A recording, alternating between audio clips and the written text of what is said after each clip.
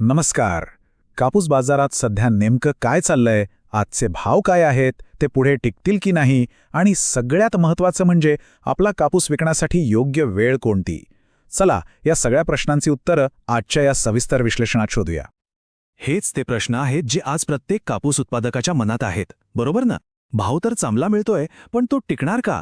बाजारात तेजी येणार की मंदी? आणि या परिस्थितीत आपला माल विकण्याचा योग्य निर्णय कोणता घ्यायचा? चला तर मग एक एक करून या सगळ्या प्रश्नांची उत्तरं शोधायला सुरुवात करूया. सगळ्यात आधी आपण आजचे प्रत्यक्ष बाजारभाव पाहूया. वेगवेगळ्या बाजारामध्ये आज काय दर चालू आहेत हे पाहिलं की आपल्याला परिस्थितीचा एक नेमका अंदाज येईल आणि मग पुढचं विश्लेषण समजायला सोपं जाईल. सेलूच्या बाजाराकडे बघा. इथं सरासरी दर 8,200 रुपये आहे आणि चांगल्या प्रतीच्या कापसाला तर तब्बल 8,325 रुपयांपर्यंतचा भाव मिळाला आहे.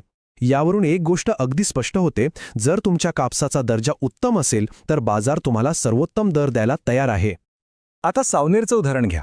इथे बघा 3,000 क्विंटलची इतकी मोठी आवक झाली, पण तरीही दर खाली आले नाहीत. ते 7,900च्या वर अगदी स्थिर आहेत. याचा अर्थ काय? याचा सरळ अर्थ आहे की बाजारात मागणी टिकून आहे आणि बाजारपेठ मजबूत आहे. सिंधी बाजारातून एक खूप महत्त्वाचा ट्रेंड समोर येतोय. हा जो लांब धाग्याचा कापूस आहे ना, म्हणजे लॉंग स्टेपल, याला बाजारात जबरदस्त मागणी आहे आणि त्याला 8,300 रुपयांपर्यंतचा भाव मिळतोय.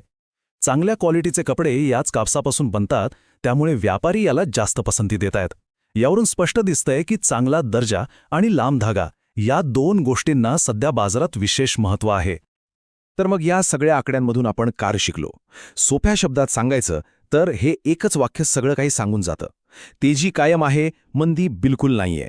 याचा अर्थ असा की भाव जरी रॉकेटसारखे वाढत नसले तरी बाजार मजबूत आहे. भाव कोसळण्याची भीती सध्या तरी बाळगण्याचं काही कारण नाही.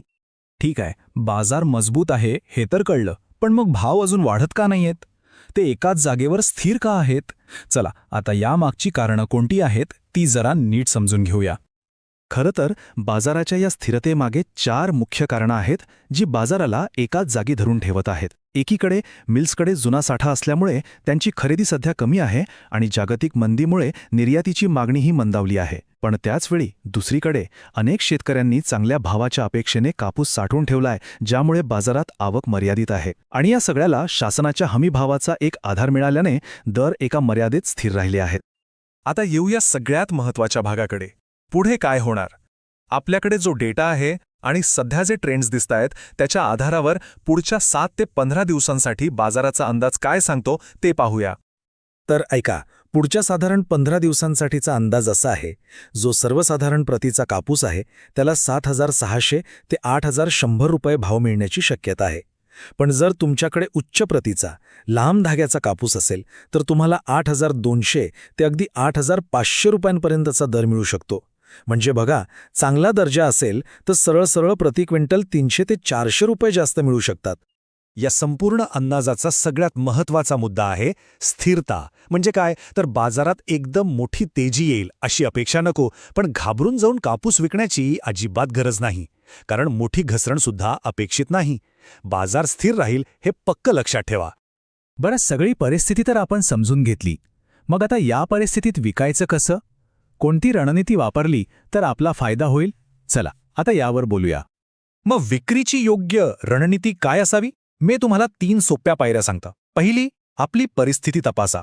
कापसाचा दर्जा कसा आहे आणि आपल्याला पैशांची गरज किती आहे. दुसरी, जर कापूस उत्तम दर्जाचा असेल आणि पैशांची लगेच गरज नसेल तर थोडा माल थांबवून ठेवण्याचा विचार नक्की करू शकता. आणि तिसरी, जर कापूस सामान्य प्रतीचा असेल किंवा पैशांची गरज असेल तर सगळा माल एकदम विकण्याच्या फंदात पडू नका, तो टप्प्याटप्प्याने विका. आणि या संपूर्ण विश्लेषणाचं सार एकाच सल्ल्यात आहे: बाजारात घाई करू नका. आपला सगळा कापूस एकाच दिवशी विकण्याची चूक टाळा. थोडा थोडा करून बाजाराचा अंदाज घेत विकणे हेच सध्याच्या परिस्थितीत सर्वात हुशारीचं आणि फायद्याचं ठरेल. योग्य वेळ साधा आणि मगच निर्णय घ्या.